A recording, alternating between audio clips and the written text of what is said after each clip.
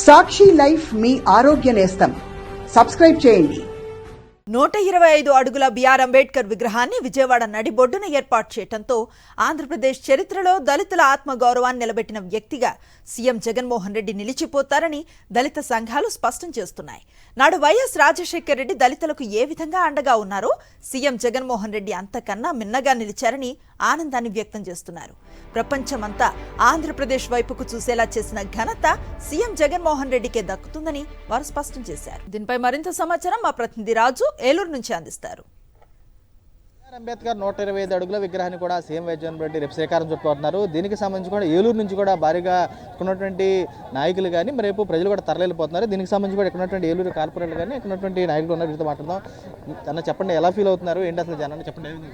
ఆంధ్రప్రదేశ్ చరిత్రలో ఏ ముఖ్యమంత్రి చేయని విధంగా జగన్మోహన్ రెడ్డి గారు దళితుల ఆత్మగౌరవం నింపిన మహోన్నత నాయకుడు జగన్మోహన్ రెడ్డి గారికి మేము పాదాభివందనాలు తెలియజేస్తా ఉన్నాం.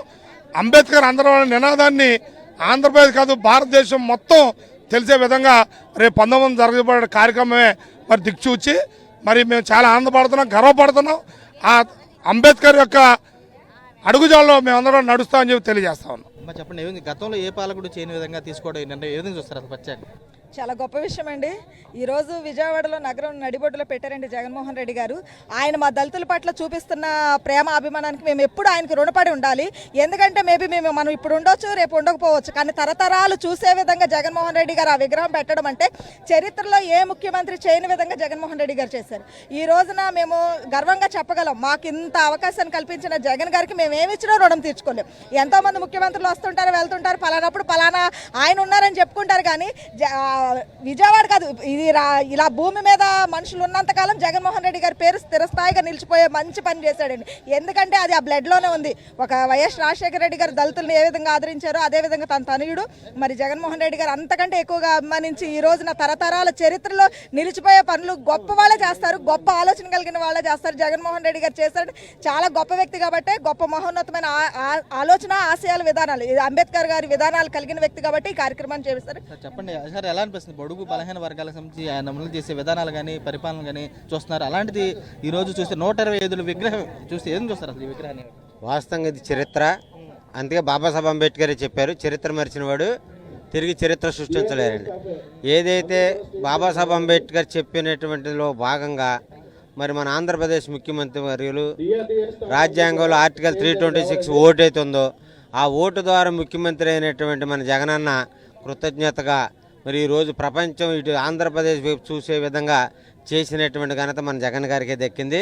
ఆంధ్రప్రదేశ్ అందరూ కూడా జగన్ గారికి ధన్యవాదాలు జేబీఎం తెలియజేయాలి. మేము కోరేది ఏంటంటే జగన్ గారి ద్వారా ఈ గ్రామీణ వాతావరణంలో రూట్ లెవెల్లో మరి పాఠ్యాంశాల్లో అంటే పిల్లలకు చరిత్ర తెలియాలి కాబట్టి పాఠ్యాంశాల్లో తప్పనిసరిగా జీవిత చరిత్రను ఏర్పాటు చేస్తే బాగుంటుంది అనేది జగన్ గారిని ఈ సందర్భం కోరుకుంటున్నాం. సార్ చెప్పండి, ఏ విధంగా ఫీల్ అవుతుంది? అంబేద్కర్ విగ్రహం అనేది విజ్ఞానానికి ప్రతీక. అంబేద్కర్ విగ్రహం అనేది ఈరోజు అణగారిన వర్గాల యొక్క ఆత్మగౌరవానికి ప్రతీకగా తెలియజేస్తున్నాం. అదేవిధంగా ఈరోజు మరి విజయవాడ నడిబొడ్డులో నెలకొల్పినటువంటి అంబేద్కర్ విగ్రహం స్త్రీల హక్కులకు ప్రతీకగా నేను తెలియజేస్తున్నాం. జగన్మోహన్ రెడ్డి గారు ఈరోజు ఎవరో చేయలేనట్టు, ఏ ముఖ్యమంత్రి చేయలేనటువంటి, భారతదేశంలో ఏ ముఖ్యమంత్రి చేయలేనటువంటి ఒక గొప్ప కార్యక్రమానికి నాంది నడుబొడ్డున 125 విగ్రహాన్ని ఏర్పాటు చేయడం పట్ల తామంతా సంతోషం వ్యక్తం చేస్తున్నాము. చూస్తే కనుక దళితులు కానీ బడుగు బలహీన వర్గాలకు సంబంధించి కూడా ఆశాజ్యోతిగా ఉన్నటువంటి వ్యక్తి, మహోన్నత వ్యక్తిని కూడా అమరావతి నడుబొడ్డున విజయవాడ నడుబొడ్డును కూడా ఏర్పాటు చేయడం పట్ల తామంతా హర్షం వ్యక్తం చేస్తాం. సీఎం వైఎస్ జగన్ రెడ్డి తాము రుణపడి ఉంటామని చెప్పి వారు కూడా స్పష్టం చేసి కూడా కనపడుతుంది. విశేష్ కుమార్ రాజు, సాక్షి, ఏలూరు నుంచి.